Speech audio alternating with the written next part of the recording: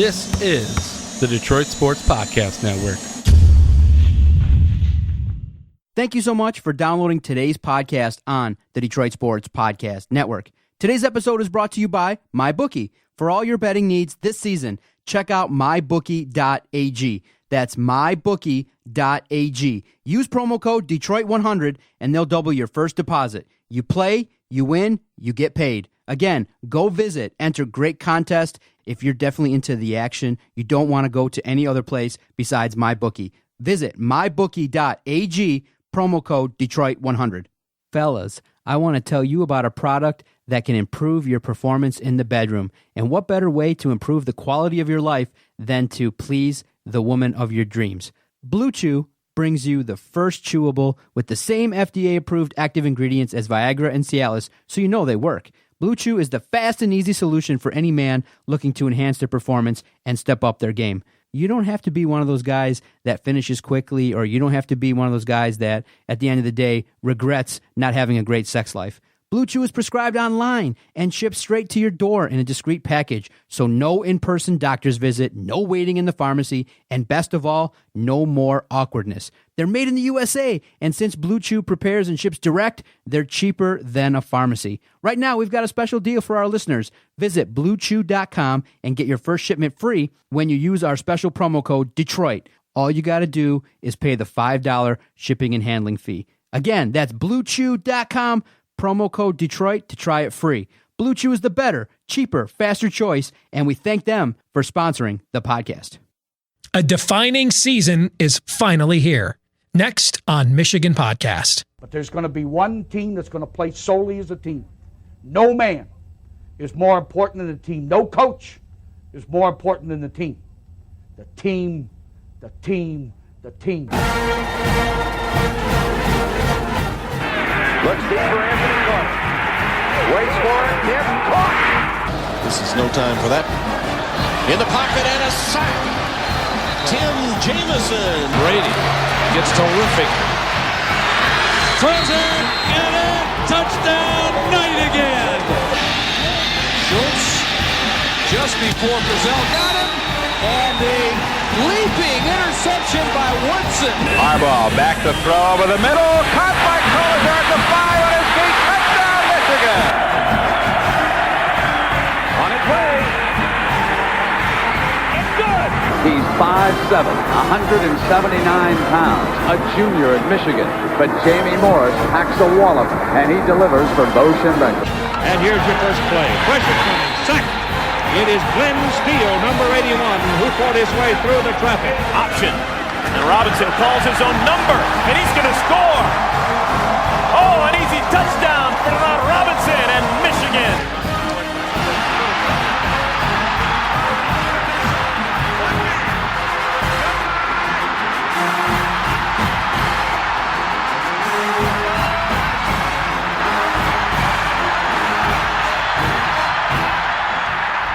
Win it.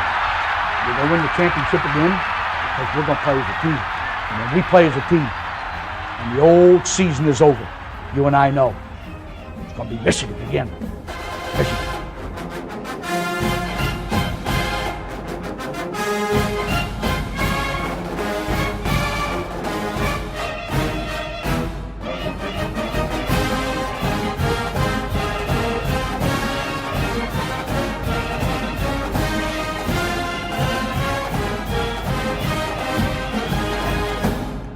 Go Blue, I'm Steve Deace, and welcome to this week's episode of Michigan Podcast. Finally, the season has arrived. The long wait is over. Michigan opens up the 2019 campaign against Middle Tennessee State on Saturday night. We'll break it down and look ahead at some of the big storylines for the team coming out of camp. Answer the questions you've left us at WolverineDigest.com. That's coming up in the next segment with Brown and Michael Spath of Wolverine Digest, as well as WTKA in Ann Arbor. We've got this week's question of the week, Twitter poll results, etc. still to come. But first, let's sort of set the stage for what's at stake here in 2019. You know, Michigan is a very difficult program to cover and to analyze. And I think that's why, just to try to give some people the benefit of the doubt, that's why it's prone to being hot taked a lot. Here's why. On one hand, we have a program that since Jim Harbaugh took over is in the top 10 in all of college football in both wins and winning percentage. And given where the program was the day before he took over, where we had barely averaged 7 wins a season the decade before he arrived, I think all of us would have said, hey, absolutely, under the first 4 years of Coach Harbaugh with what he's got to dig out from and everything else, if we go into year 5 and he's got a top 10 overall record in college football, we'll take it. But then that gives us the other hand. Somehow, and this is hard to do, Michigan has compiled one of the top 10 records and winning percentages in college football over the last 4 years without winning a damn thing. That's hard to do. It is hard to win this many games and accomplish like nothing of significance at the exact same time. To not win a New Year's Six bowl game, to not make the playoff, to not win your conference, to not even make the conference championship game, to not beat your biggest rival. Somehow, Michigan has failed to check every single one of those boxes, despite having what is clearly one of the top 10 programs in the country under Jim Harbaugh. And I think that's one of the reasons, aside from there's just a lot of hacks in this industry, I think that's one of the reasons Michigan is more prone to hot takes than other programs. How do you quantify success? I mean, there's a lot of wins on that resume, but there's not a lot of significance. And I think that's what makes this season so key, because this is the year we find out, were they reasons or were they excuses? Was Urban Meyer a reason that Michigan couldn't get to where it ultimately wanted to go, or was he an excuse? Was a so-called antiquated offense a reason that Michigan couldn't take the next step, or an excuse for whatever was holding us back? These are the final 2 boxes to check. Urban Meyer is gone, replaced by a man with no head coaching experience at all, and no, I don't count 3 games as an interim coach when everybody knows the other guy's coming back. And now you've got a brand spanking new offense that everyone is raving about, including Coach Harbaugh. So with those obstacles out of the way, if Michigan doesn't get it done this season, what will be the reason/excuse then? That's why a lot is riding on 2019. This is the year we get some defining answers. And that's why this will be a defining season, for better or for worse. And like all of you, I'm hoping it's for better.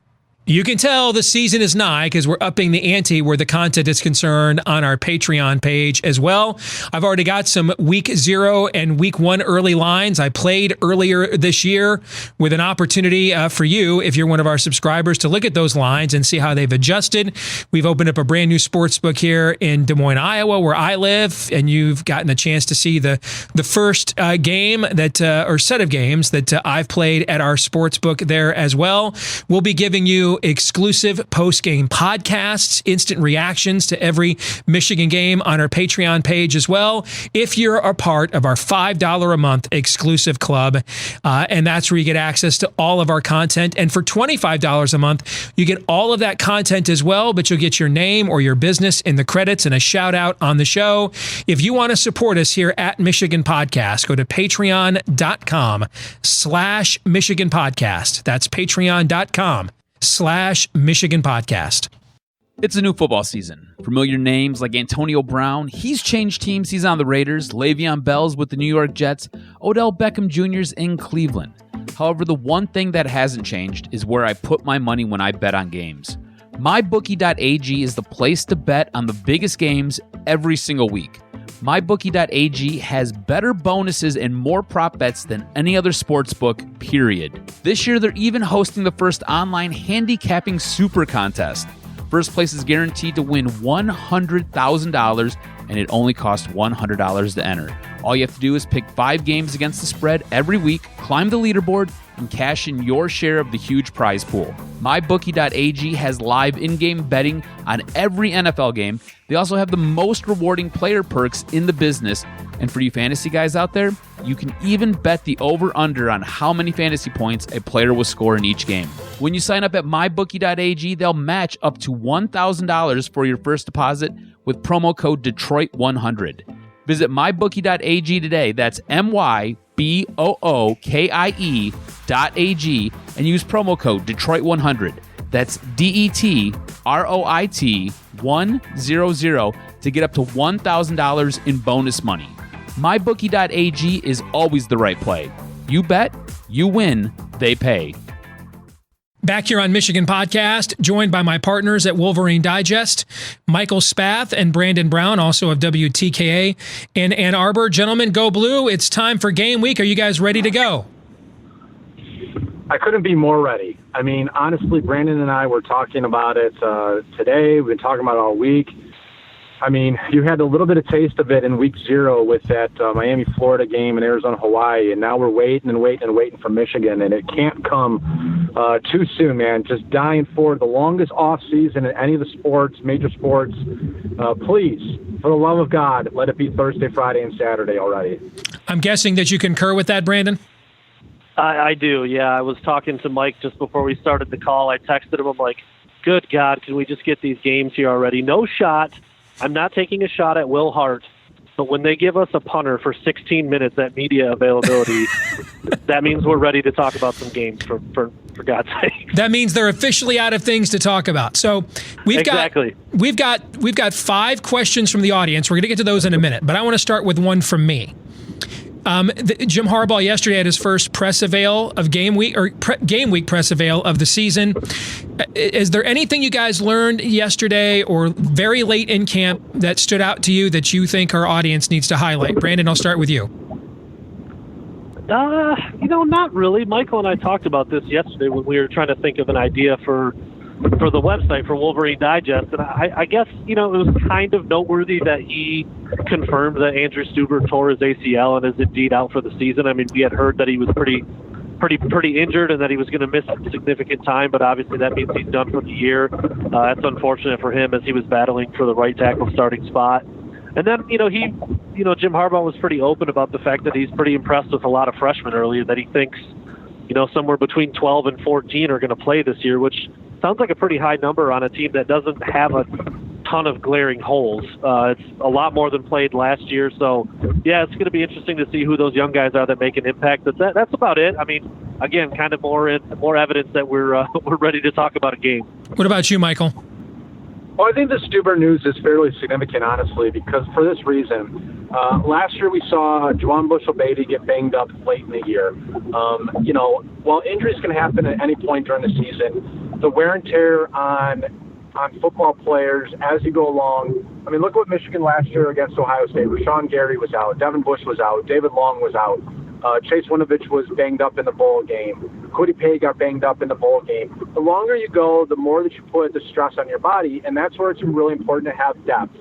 And even though Andrew Stuber was, the reports were that he was going to miss a significant amount of time, maybe there's a little bit of hope that he could be back for mid-October, for November. And if he was able to, then you're in a better position if you suffer an injury, if someone hurt either at tackle where he can play or at guard and Runyon can slide inside. And so it kind of gives Michigan, I don't want to say a razor-thin margin for error at the offensive line, because there are guys like Steven Spinellis on the inside that they feel good about. They feel good about Chuck Filiaga. Ryan Hayes, a redshirt freshman, someone that's on the rise. But they really don't have any experience depth whatsoever. And so if they have one injury along that offensive line this year, they're suddenly playing somebody that's probably out of their depth. And that's significant to me. The freshmen, 12 to 14 guys. I mean, if you have 14 guys that don't redshirt, this is what I was looking at earlier. If you have 14 guys that don't redshirt, then you have 16 guys that redshirted a year ago, then you would have in that sophomore class in 2020, you would have 30 players. And that is a really big number to have. And how would that, over the next couple of years, that's a big portion of your team. 30 kids in one class is, better than a third of all your scholarship players. And so how will that impact Michigan in future seasons if they do end up playing 14 true freshmen this year? All right, good stuff, guys. Let's get to the questions from the audience. We've got 5 of them that we think kind of touch on a lot of the major themes riding on or could be the determining factors for the 2019 season. Here's the very first question we're going to throw your way. Go Blue 24 wants to know, would you rather Michigan lose to Ohio State but win the Big Ten and make the college football playoff, or beat Ohio State but fail to do either one of those things? And this is probably in response to Pat Forty at Yahoo News predicting Michigan to go 9-3, but finally beat Ohio State. So how would you guys answer that question? Michael, I'll start this one with you. Yeah, putting my fan hat on here, which I wear 50% of the time. You know what? At the end of the day, a Big Ten title and a college football playoff berth, in my opinion, trumps anything. I don't want to lose to Ohio State again. I would absolutely loathe losing to the Buckeyes for the 5th time in the Jim Harbaugh era, for the whatever this is, the 8th year in a row overall. The fact that Ryan Day, you would give him so much momentum going forward and establish maybe a little bit of a narrative that not only can Harbaugh not beat Urban Meyer, but he just can't beat Ohio State, and Ryan Day is the next the next guy to slay the Wolverines. So that would drive me crazy, but that would be negated if Michigan was in Indianapolis, won the Big Ten, and somehow they still made it to the college football playoff. And I tell you what, under your scenario, if that happens, is it possible that they're playing Ohio State in the college football playoff? Or at least the Buckeyes are there. So I think at the end of the day, I mean, you want to play for a national championship. And so if you're telling me that they're in the playoff and they can play for a national championship, that trumps beating Ohio State. Brandon? I think it's an easy answer, too. I mean, getting farther, putting some trophies in the trophy case, winning the Big Ten, playing for all the marbles, is what every team wants to do. I mean, Michael made a lot of good points. Going 0-5, Jim Harbaugh going 0-5 against Ohio State, not awesome. Continuing that streak of just not being able to beat them, giving Ryan Day a launch pad to better recruiting and more success, and just business as usual essentially. But being able to finally play in Indianapolis, bring home a Big Ten title, and then put yourself in a position to play for a national championship it's just bigger. It's just bigger. I mean, I know a lot of Michigan fans hate the idea of not beating Ohio State again, but when you have a chance to play on that stage for it all, that's got to be the answer. I'll say this, the story with Urban Meyer and Zach and Courtney Smith last year, it really distilled a lot of my fervor for the rivalry. So at this point, for me, on a personal level, Ohio State's just what is standing in Michigan's way of winning a Big Ten championship and getting to the college football playoff. The rivalry thing doesn't really matter to me as much as it did most of my life. I just want to beat them because they're standing in the way. So if we can get where we want to go without having to beat them, as long as we're at the destination we all would like to get to, that's probably where I would come down on that question. Let's get to the next one from one of our readers at Wolverine Digest. Poker Stars wants to know, what position can we least afford an injury early in the season?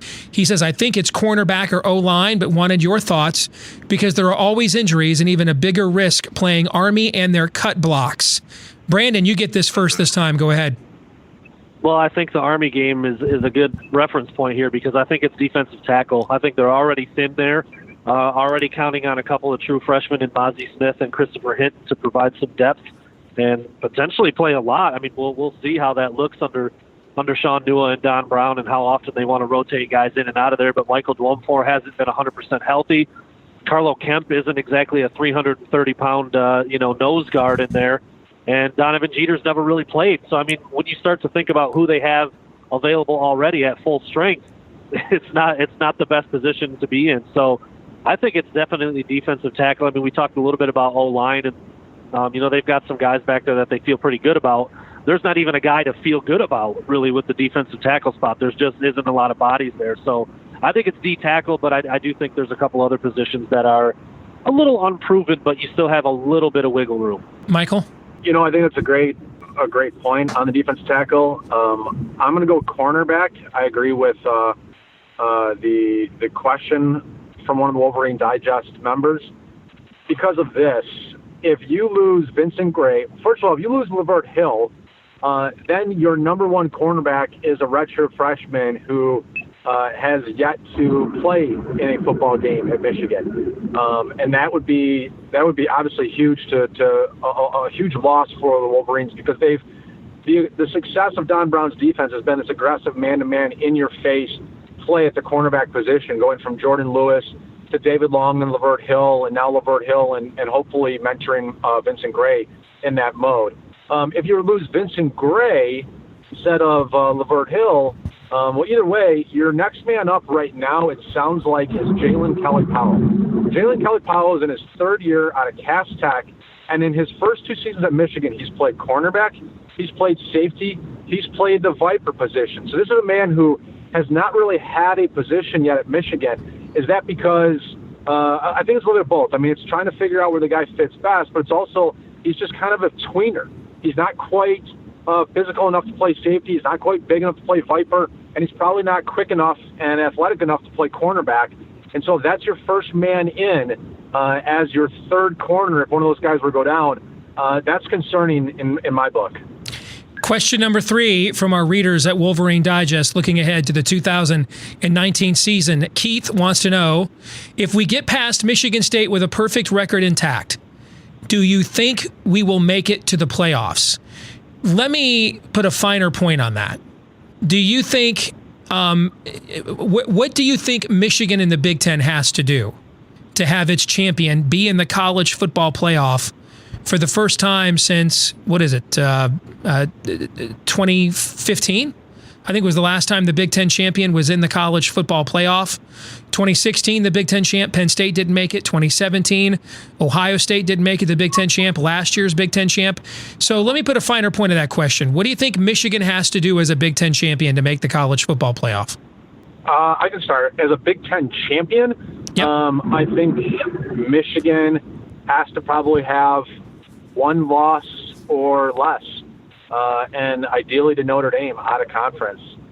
Because I think if you create a scenario where earlier someone asked if it's okay if you were to lose to Ohio State but make the college football playoff, I don't know how that really works.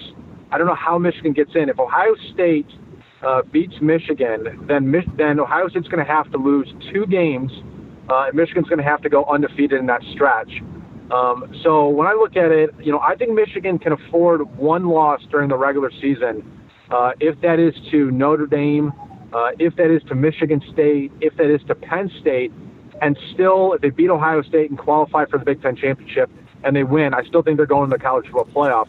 It starts getting tricky if you say, if they lose to Ohio State and that's their only loss of the season, but they still make it in. Well, I don't think they do if Ohio State is the Big Ten champion. I just don't know that the conference will have enough respect, and there's enough other teams that go bad during the season that the Big Ten gets 2 Big Ten teams in. So, yeah, I think they've got to beat Ohio State. They've got to have one loss or fewer to make it to the college football playoff. Brandon? I think Michael pretty much explained every scenario. I don't know how Michigan can get in. That loss to Ohio State, if that is Michigan's only loss and somehow Ohio State has 2 losses at that point, Michigan can still go on to play in the Big Ten title. That loss is just so late in the year, and while I don't know if that should matter as much as it seems to, it does. It matters. When you lose, your game seems to matter. If you lose earlier in the season and have a chance to rebuild your resume for the rest of the year, you seem to be able to climb up the rankings and who's playing the best right now, and the eyeball test and all the stuff that the committee talks about, I think is all factored in. And so, losing a game to Notre Dame in October or losing a game to Michigan State earlier in the year, Penn State, like Michael suggested, I think you can recover from that. I just don't know if you can recover from a loss to Ohio State in late November, especially if that is, the proverbial ticket to get to Indianapolis. So, I mean, man, it almost sounds like Michigan has to win every game to get in, and that is just a tall, tall order. Our fourth. Think about this, too. If they lose to Ohio State, and say that's the only loss on their schedule, and somehow they still get in the Big Ten championship game, if you're the college football playoff committee and you say, well, the best team that Michigan faced this year, Ohio State, ranked number 3 in the country, is the one they lost to. All the other teams that they beat, Notre Dame, Michigan State, Wisconsin, Penn State, Iowa, those are all probably top 25 wins. But if none of them are top 10 wins, then you say, well, sure, they were a very good team this year, but they couldn't beat the best of the best. I think it's just too much to overcome if they don't beat the Buckeyes. That's just it, too. That's part of the equation that's a problem. If Michigan loses to Ohio State but somehow still gets to the Big Ten championship game, that means Ohio State has has 2 losses at least and won't be ranked that high. They won't be number 3 in the country or number 5 or even in the top 10 probably. So there's really just one route, or maybe 2, I guess. Win every single game and make it there, or lose one earlier in the season and hope that they can climb back up high enough to make it into the top 4. Yeah, I think it's an impossible question to answer because there's no rhyme or reason to how the committee has done what they have done since 2014. And there's one guarantee. If you're an Alabama team coached by Nick Saban and you have you have 1 or fewer losses, you're getting in, regardless of the rest of your resume. That's 2 years ago, they got in over a Big Ten champion Ohio State. They had no wins over ranked teams. So in their last game against Auburn, they got housed. So I think that's the only, and then they went on and won the national championship, so they earned it when they got in. So I think we have no idea. There's no precedent guiding us here. They're kind of making this up whole cloth, almost on a season by season, and sometimes they're reverse engineering on a week to week basis. Let's get to the 4th question from our readers at Wolverine Digest. Uper wants to know, I believe Michigan / Harbaugh is fighting an uphill battle with SEC cheaters, OSU having different admissions, and them just willing to do whatever to win football games. Is it fair to just be happy with what Harbaugh is doing on and off the field? The type of student athletes he's bringing in and the way he leads our program. I believe him when he says it's hard to beat the cheaters. Harbaugh will take the program to the epitome of where it can go, but the question is, where is that? Brandon, I'll start with you this time. I don't think it is okay to be happy with what's going on so far. Not when you pay a coach the top 3 or 4 salaries in the country. You don't bring a coach in like that to not compete with all of those teams, regardless of whatever people think is going on and how perfectly squeaky clean they think Michigan is or isn't. I get tired of that argument. I really do. I mean, Jim Harbaugh said what he said about it's hard to beat the cheaters, and that's fine. It's time to put up or shut up. I mean, that sounds pretty harsh, I think, but that's how I feel. Michigan has enough talent, I think, to play with just about anybody on any given day if you can scheme it and coach it the right way. And hopefully that's what we'll see this fall with a new offense and Don Brown doing his thing. So I just get tired of that argument. I really do. Whenever people want to say, well, it's the cheating or it's this or it's that, I'm over that, man. I mean, I just want him to win and win big. I mean, and I think that's the kind of money he's being paid. He's being paid to coach that way. Michael, I'm going to guess you agree with pretty much every word of that. That you don't pay a coach $9 million to just graduate student athletes. I mean, look, hey, that's a great mission, and that's at the core of what the college athlete experience is supposed to all be about. And on that end, Jim Harbaugh is batting an A. He's taken his guys to France and to Italy and to South Africa, and he's an ambassador for him, and he wants these guys to get a real experience in Michigan and to get a degree, and that is really incredible. That's awesome that he does that. But, I mean, this is college football, and you're paid to win football games, and you're paid to compete for championships. And, Penn State won a Big Ten title a couple years ago, and if you think that they are, a cheater, I mean, I don't know. I don't think they're out there paying players and ducking the rules and going through all the gray areas. I don't think Michigan State winning the Big Ten title twice under Mark D'Antonio that they're recruiting. They're cheating on recruiting. I don't think Wisconsin has cheated on recruiting. I don't think Notre Dame has cheated on recruiting. I don't think Northwestern winning the Big Ten last a year ago has cheated. I don't think Washington, who was in a college football playoff, is cheating. I don't think Stanford is cheating. There's a lot of schools that aren't cheating. And even if some of them are, even if the SEC, even if Alabama and Clemson and, some of the programs are cheating, well, guess what? If you have great coaching and you can develop talent and you are able to recruit high-level talent too, you should be able to overcome all those things. I mean, the 24/7 Sports team composite rankings came out yesterday, and Michigan is ranked in the top 10 in all 5 of Jim Harbaugh's era. And Clemson has ranked right around where Michigan is. And if Clemson's a rampant cheater, well, they're not doing it well enough because they don't rank number 1 in the recruiting rankings every single year. They rank somewhere between, 5 10, 15, and they're finding a way to get the job done. And so I think that's an excuse that people use when your team is underperforming and not living up to expectations. You just say, like, hey, we can't compete with the best of the best. Well, if you can't compete with the best of the best, what's really the point? I mean, just I don't know. I wouldn't pay the guy $9 million just to graduate a student athletes and take them overseas. Final question for Brandon Brown and Michael Spath of Wolverine Digest and WTKA Ann Arbor. Gigs70 says, how big of a step back do you expect the defense to take? Still top 10, top 20, or worse? And if I could go first on this one, I think what has largely gone unsaid this offseason is there's been all this focus on what adjustments Don Brown has to make after the way last season ended. There's been who's going to step in for Chase Winovich, Rashawn Gary, David Long, and especially Devin Bush. But I think people are forgetting that even if you brought every single one of those guys back, and all of them but Chase had eligibility, if you bring the other 4 guys back, there's no way this defense wasn't going to take a step back. And it's because of the offense. I mean, you're going to play an offense where you're going to be on the field 75 to 85 snaps a game. That means the defense is going to be on the field 20 to 30 more snaps than they're accustomed to. There's going to be higher stress situations. Michael, you have noted that I think it was only Notre Dame had a top 10 national defense of all the playoff teams last year. And it wasn't that Alabama and Clemson lacked talent on defense. It's just when A, you're blowing teams out, and B, both of those teams played an up-tempo style of offense a year ago. That's just simply going to tax your defense by definition.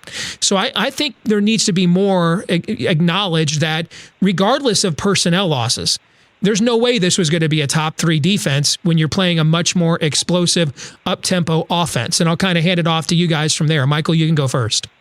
I guess I really don't know the answer to that question yet. I mean, it's the person asking what we think. But I don't know, because I don't know how much this offense is going to change things for the defense. You make some great points, Steve, about being out there for 20 more plays. Well, unless you go 7 more 3-and-outs, you're gonna give up some yards. You're gonna give up some big plays. You're gonna give up some more points.